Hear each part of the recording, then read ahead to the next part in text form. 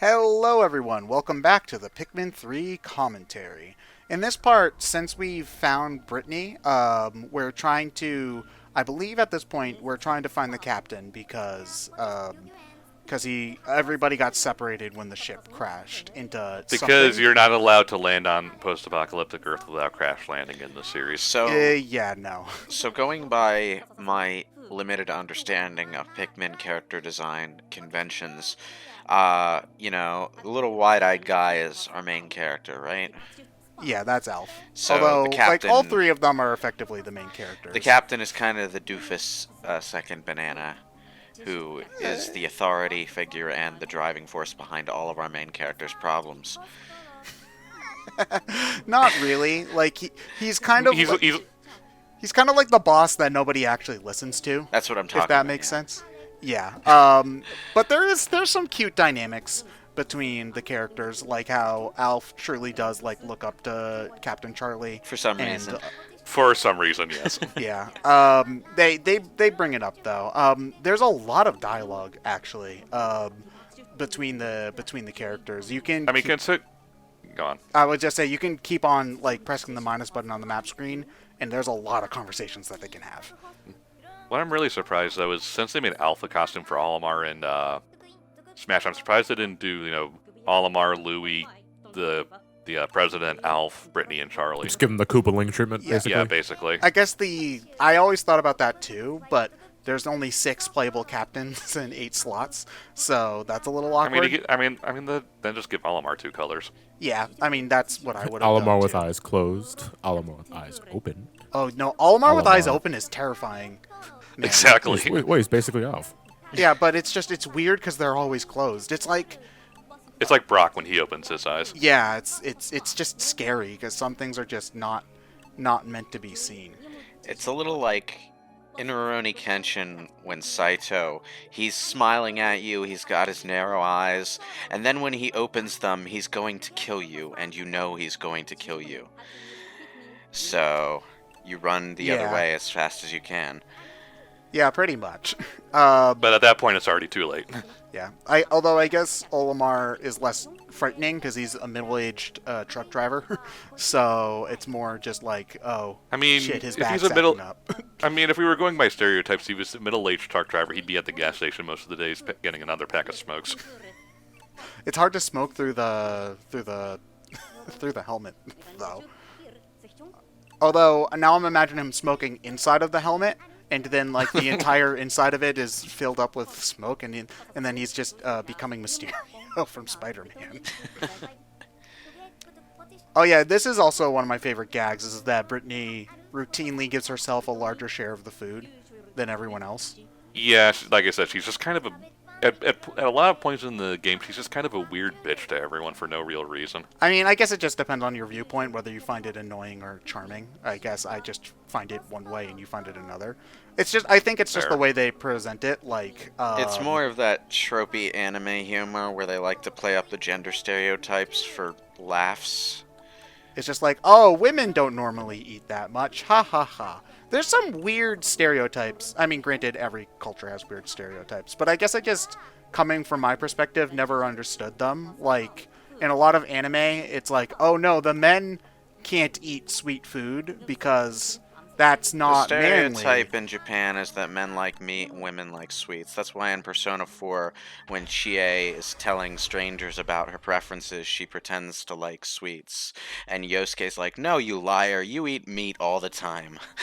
Yeah, but That actually has partially to do with sweet things being traditionally less common in Japan compared to other areas of the world. So by the time they were getting things like cakes and pies and stuff, it was more post-World War II thing.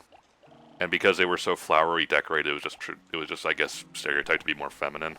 I mean, I guess that's true, but at the same time, if I I'm went not up, saying it makes sense. That's just kind of how it sort of happened. at the same time though, I would definitely go to like a biker gang and I'd be like, "You want this cake?" and they'd be like, "Fuck yeah, give me that shit." And then they'd kick me in the balls and take it. I mean, there are obviously some exceptions, but like the biker gangs and the heavy metal types are like always the most eager to just do different things, like eat cake or ride a bike at the park or something. Oh yeah, it's a biker gang, but not like a motorcycle gang. It's like a bunch of the the bike. Just a bunch of grade school delinquents on the biker path in Pokemon.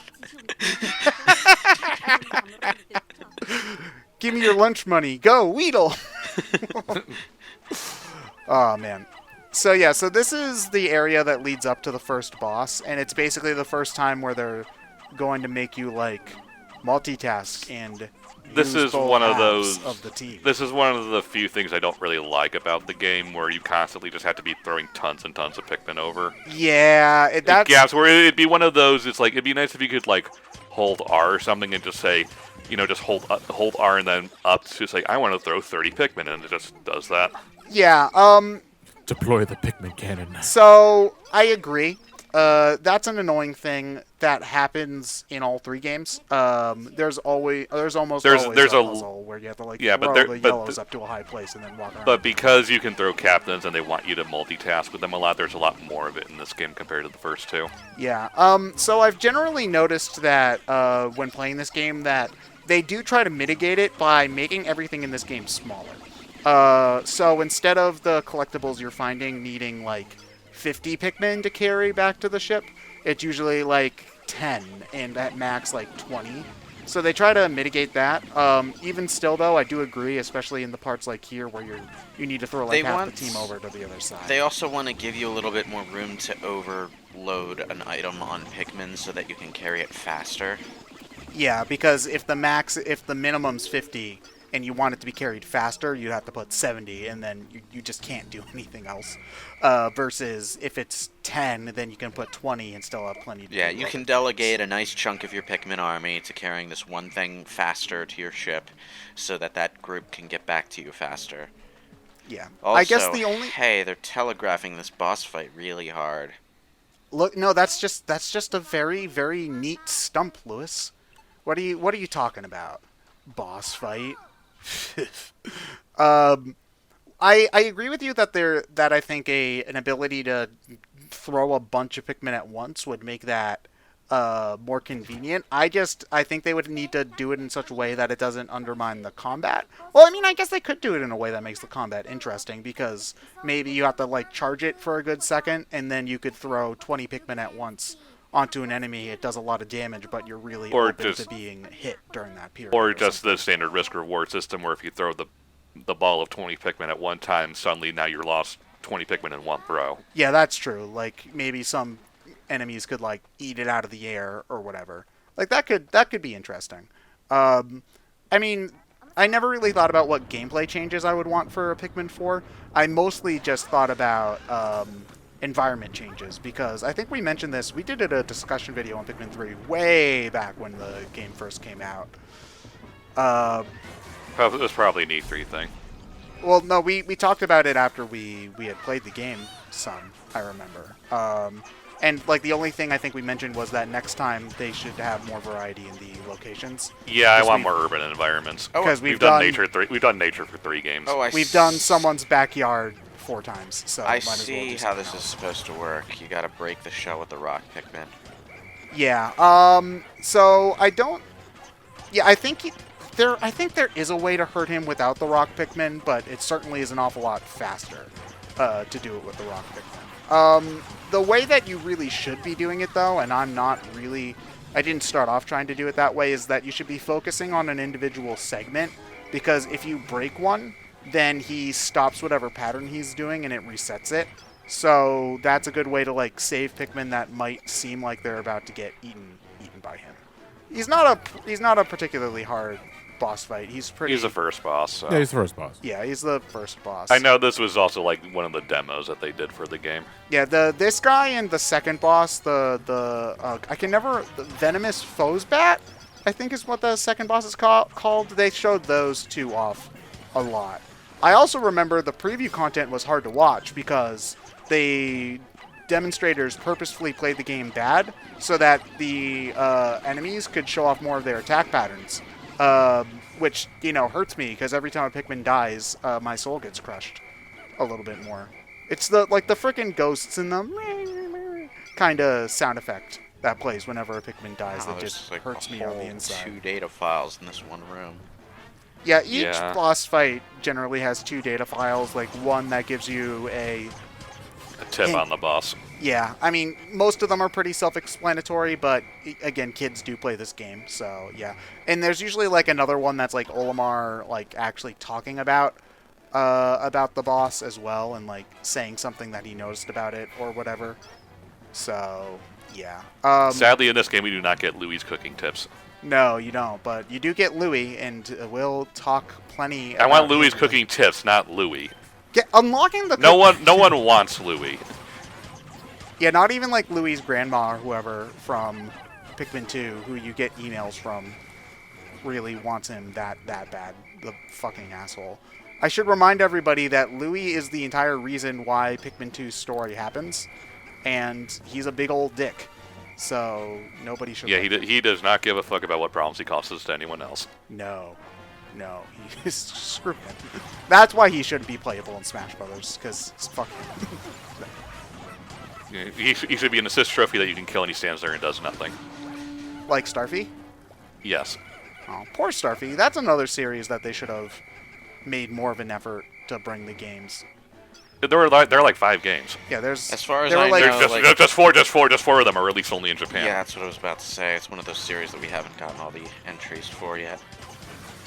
I think part of the problem is that it was the same developers as the Wario Land games, and they don't make those either anymore. Oh yeah, I guess that's true. I wonder what that studio's doing nowadays. That's also the team that made like Metroid Fusion and Zero Mission. So they on the GBA they did a lot.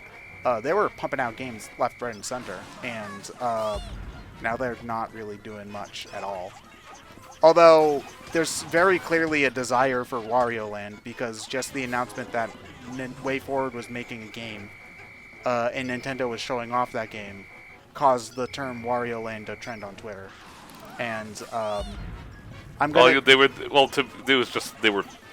It was probably the best fit for WayForward based on their history. Yeah. They had a hand in. It's Toze, I'm assuming? That's what you're talking about? Yeah. They had a hand in World of Final Fantasy, King of Fighters 14. Oh wow.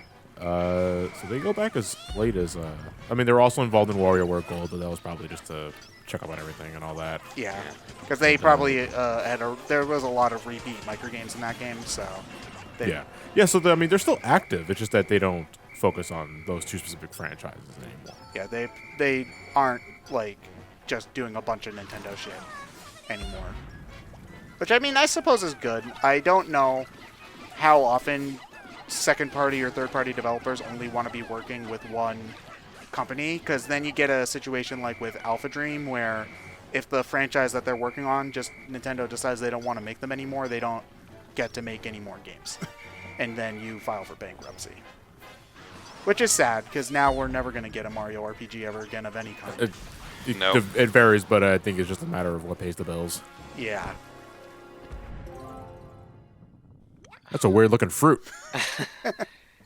What is this ancient technology? It's a Nokia. Of course it survived. It survived not only the apocalypse, but sitting in this thing's digestive system for God knows how long. And the battery's still on. Again, it's a Nokia. What do you expect? Barely got battery, though. It's still alive, though. The That's the glow-in-the-dark buttons are still working. What if it actually was fruit? Like, what if Pikmin 3 was like ahead of the cake meme? By Oh like 10 God, years? can we not? The fact that my cell phone might actually turn out to be like a kiwi or something terrifies me. Also, yes, I did cut past the backtracking because nobody needs to watch the Pikmin carrying back the cell phone for 2 minutes or whatever. Like, theoretically, this is where you would do some exploring to try to find the fruit or whatever, but I already did that, so... You already know what you're doing, so... Yeah, I already know what I'm doing, so I usually like to just end with the boss fight and keep on going after that. We're also at the point of the game where there's not really as much that we can explore because we only have 2 different varieties of Pikmin, and we're expected to come back later with more colors in order to see what's going on. I think that they generally did a good job with the backtracking in this game because, as far as I can remember, there's very few instances where you absolutely need to backtrack with later Pikmin, and In those cases where you do, it's actually story required for you to do it, and there's brand new areas and stuff as well. I was gonna say the thing they do in this game is they just basically gate off new areas, either with the electric fences or water and stuff. So Yeah. when you do come back, it's a whole new area of the map. It's not just, oh, here's this fruit that's just out of reach and you can't do anything about it just yet. Har har har. I mean, there of course is a few examples of that, but it's not. It's not the design Wait, philosophy. what fruit was for that? backtracking. Dragon fruit. What? It's a dragon, Dragon fruit. There's some obscure stuff in this. In this Never had it. What is a dragon fruit? Oh, I I mean- can't actually explain that to you. It's but I was gonna purple. say that's just, no, it's and it's an actual thing. It's just that I never had it, so I don't know. Yeah, I couldn't tell you what it like. it tastes is like. it is a fruit. It exists. You can eat it. There are really cute like diary entries by Brittany where she describes all of the different fruits that you get, similar to the Picklepedia, which described the enemies in the previous games. Which I always appreciate that kind of stuff. That's the sort of thing that gave this series a lot of its charm, was seeing the alien characters examine the Earth-like items. You do get some of that in Pikmin 1, but that's only a more rare thing, because I think it's like after you reach a certain number of days, Olimar will start doing journal entries like that, but I don't know what like causes the specific ones. I've gone through the whole game. I played through that game like 20 times, and I've only seen certain ones a couple of times. I don't know what causes what. But anyway, It's basically, to answer this question real quick, Lewis. It's basically an angry kiwi. Okay. Where's it from? I should ask. Like it's where let me see.